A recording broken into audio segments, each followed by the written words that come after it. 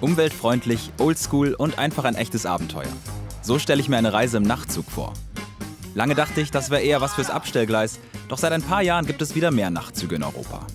Ist es jetzt auch wieder eine Reiseoption für jeden oder doch nur eine Spielerei für wenige von uns? Das ist herrlich. Komplett erholt und ausgeschlafen an seinem Urlaubsort ankommen, das ist mir persönlich so noch nie passiert. Aber mit einem Nachtzug müsste das Ganze ja möglich sein. Und um herauszufinden, wie das funktioniert, bin ich heute extra nach Amsterdam gefahren. Von hier geht nämlich gleich der Nachtzug bis nach Innsbruck und wir schauen uns das Ganze an. Los geht's. Abends um 7:30. Das ist der Nightjet. Am Gleis warten Alpenurlauberinnen, junge Amsterdam-Touristen und einige Geschäftsleute und mein Kameramann und ich. Der Zug ist fast so lang wie das ganze Gleis, gar nicht so leicht, sein eigenes Abteil zu finden. Er ist auch an einem Montag fast voll ausgebucht. Ich habe mir ein Ticket für ein Schlafwagenabteil gekauft, für 190 €.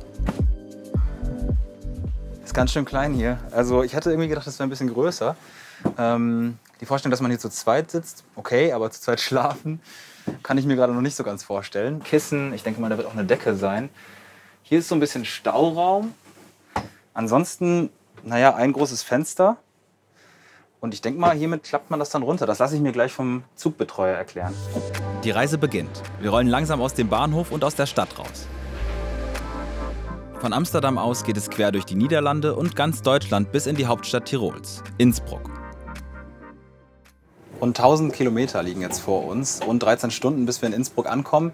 Ich bin sehr gespannt. Nachtruhe ist übrigens schon ab 21 Uhr. Ich weiß nicht, ob ich so früh schon schlafen gehen möchte, aber ab da ist Ruhe und es gibt auch keine Durchsagen mehr. Für alle Fragen gibt es sogenannte Nightjet Stewards. Für mich ist heute Andreas zuständig. Er betreut den ganzen Schlafwagen. Tariffahrkarten Sie bitte? Ja. Er fährt regelmäßig für die österreichische Bundesbahn, die ihr Angebot immer weiter ausbaut. Die Deutsche Bahn hat ihr Nachtzugangebot vor einigen Jahren eingestellt. Neue Pläne für Schlafwagen hat sie nicht. Wann wünschen Sie bitte flüchtig haben? Wir sind 9 Uhr, 14 Uhr in Innsbruck. Ja. Was denken Sie, ist schlau? Um 7:30 Uhr oder um 8 Uhr? Oder? Ja, 37 ist es. 37 ist besser, ja, dann machen wir 7:30 Uhr. Okay. Wenn Sie Frage haben, ich den ganzen Nacht. Okay, ja, danke. Super. Dankeschön. Zeit für etwas Privatsphäre. Endlich einfach mal nur aus dem Fenster schauen. Aber irgendwann packt mich die Neugier. Wer fährt hier sonst noch Nachtzug? Meine direkten Nachbarn Matteo und Matthias sind auf dem Rückweg nach Innsbruck von einem Wochenende in Amsterdam und haben die Hinfahrt schon hinter sich. Ihr fahrt gerade Nachtzug. Genau, Warum habt ihr euch dieses Verkehrsmittel ausgesucht? Momentan Corona, da ist es recht schwierig mit dem Fliegen. Deswegen haben wir uns gedacht, Nachtzug ist eigentlich recht fein einmal auf Nacht. Fährt man weg, in der Früh kommt man an, ruckelt halt die ganze Nacht. Ist das erste Mal, dass ihr das benutzt? Ja. Ja, die Hinfahrt haben wir schon gehabt, ja. Wie war das so für euch? Ja, war eher unangenehm, ja. Unangenehm? Ja, mir ist recht übel geworden nachher. Die ist übel geworden? Ja, ja. Und vielleicht sehen wir uns später noch, ne? Gerne. Danke. Die holprige Fahrt nachts hat Matteo also zugesetzt. Ich bin gewarnt. Ich habe jetzt noch die Möglichkeit, mir ein Deluxe-Abteil anzuschauen. Das ist somit das teuerste, was man buchen kann. Und hier wird gleich ein Gast in Köln erst dazusteigen. Das Besondere ist daran, ein eigenes Bad mit Dusche. Das ist schon ziemlich krass. Also man hat hier voll seinen eigenen Space und kann hier dann, glaube ich, ganz entspannt schlafen. Kostet natürlich aber auch extra. Über 200 € muss man für so ein Luxusabteil bezahlen. Günstiger ist das Sitzabteil. Hier gibt es Plätze schon für unter 50 €, wenn man früh genug dran ist. Trace aus Utrecht scheut sich nicht vor einer unangenehmen Nacht im Sitzen. Nein, die Stühle sind gut. Ja, ich finde das kein Problem. Es ist eine lange Reise, aber das macht mir nichts. Wir haben uns jetzt die meisten Abteile schon angeschaut, aber eins fehlt noch, der Liegewagen. Und da wurde mir gesagt, ist immer so mit das meiste los. Und deswegen gucken wir uns das jetzt an. Der Liegewagen kostet oft über 100 €, aber viele fahren mit einem Interrail-Ticket. Mit dem muss man nur die Reservierungsgebühr zahlen. Myrte und Bente aus den Niederlanden haben das so gemacht. Sie sind mit 2 weiteren Freundinnen unterwegs in die Alpen. Warum habt ihr den Nachtzug gebucht? Es ist einfach. Du schläfst und dann bist du schon da. Ja, du kommst an deinem Ziel an und dann hast du den ganzen Tag, um die Stadt zu erkunden. Es ist 11:15. Wir sind mittlerweile mitten in NRW angekommen. Hier hält der Nachtzug in Düsseldorf und Köln. Er hat 30 Minuten Verspätung. Gäste, die hier zusteigen, kommen gerade noch rechtzeitig. Zeit für ein spätes Abendessen. Die Auswahl ist seit Corona etwas reduziert. Es gibt verschiedene vegetarische Mahlzeiten, aber auch welche mit Fleisch. Die meisten Gerichte kosten um die 10 Euro. Für mich gibt es heute die vegetarische Option. Chili sin Carne, Brot und eine Apfelschorle. Man merkt schon, dass es, glaube ich, aus der Dose ist. Aber das stört nicht weiter. Also ich finde es trotzdem ganz lecker. Und ist trotzdem auch nochmal eine ganz gute Sache, bevor es dann gleich ins Bett geht. Nach dem Essen ist es jetzt auch Zeit für die meisten anderen Reisenden, sich fertig fürs Bett zu machen.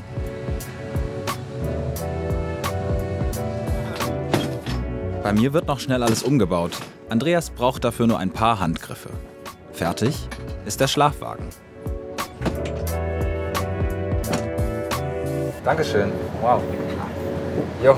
Mische, gute Reise, Ja, gute Nacht. danke. Morgen. Ja, danke. Gute Nacht. 12:30. Ich glaube, die meisten hier schlafen schon, aber ich habe es mal wieder nicht rechtzeitig geschafft.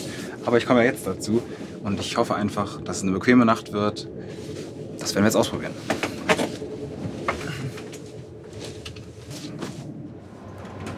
Die allerletzten Mitfahrer schleichen noch leise durch die Gänge. Dann ist Ruhe. –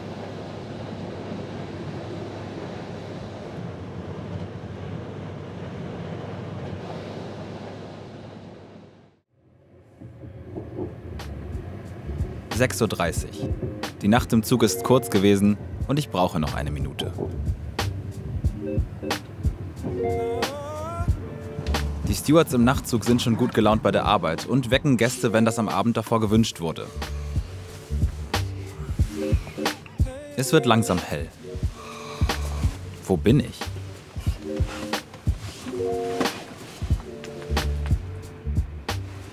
Augsburg.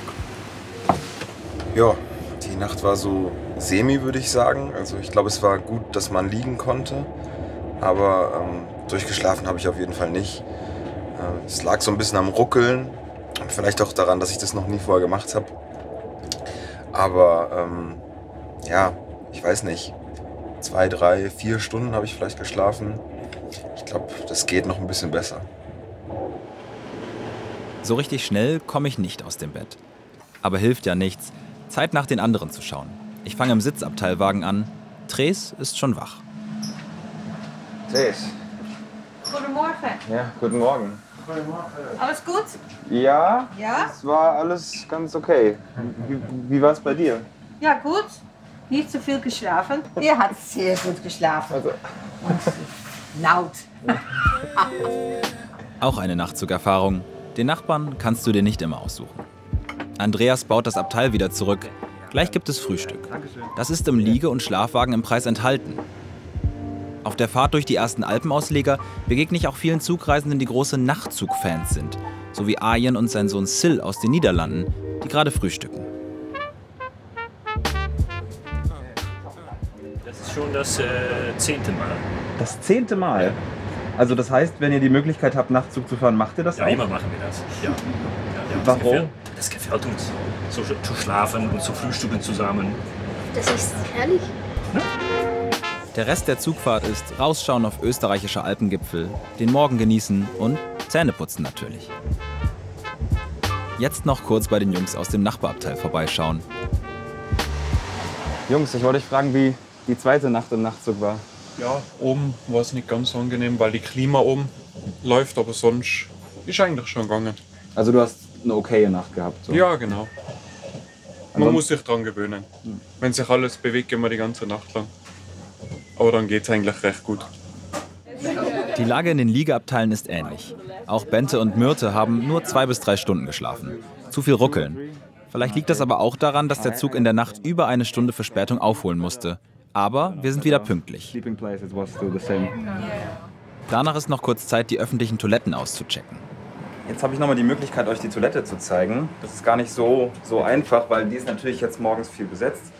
Das Besondere hieran, auch für Leute, die keine eigene Dusche haben, gibt es eine Dusche. Die kann man hier zusammen benutzen. Ansonsten ist es ein relativ normales Zugbad. Aber ich finde die Möglichkeit, hier zu duschen, doch ganz schön spannend. Kurz nach 9 Uhr morgens und wir sind im Herzen von Tirol. Alle Betten sind wieder verschwunden und die Reisenden warten mit gepackten Sachen auf die Ankunft. Gleich sind wir da. Endstation. Ausstieg in Innsbruck. Von hier geht es für viele, die ich auf der Fahrt kennengelernt habe, in die Berge. Wandern. Für Andreas ist endlich Feierabend. Danke, wieder. Schönen Tag. 1000 Kilometer quer durch 3 Länder liegen hinter mir. Zeit für ein Fazit. Knapp 13 Stunden Nachtzugfahrt sind jetzt vorbei. Ich muss meine romantische Vorstellung von so einer Nachtzugreise, glaube ich, ein bisschen anpassen, weil es ist doch relativ wenig Platz. Schlafen geht so semi, wenn man sich nicht daran gewöhnt hat, dass es ruckelig ist, dass es relativ laut ist. Aber für mich ist der große Vorteil, ich bin halbwegs ausgeruht und kann jetzt den ganzen Tag Innsbruck erkunden. Abenteuer-Nachtzug. Eine Alternative für jeden, dem eine ruckelige Nacht nichts ausmacht, um ans Ziel zu kommen. Belohnt wird man mit einem einmaligen Reisegefühl, neuen Bekanntschaften und einem tollen Ausblick. Wenn euch diese Reportage gefallen hat, dann lasst uns doch ein Abo da oder liked den Beitrag. Und hier auf dem Kanal WDR Reisen findet ihr viele weitere Reportagen, unter anderem auch zur Stadt Innsbruck.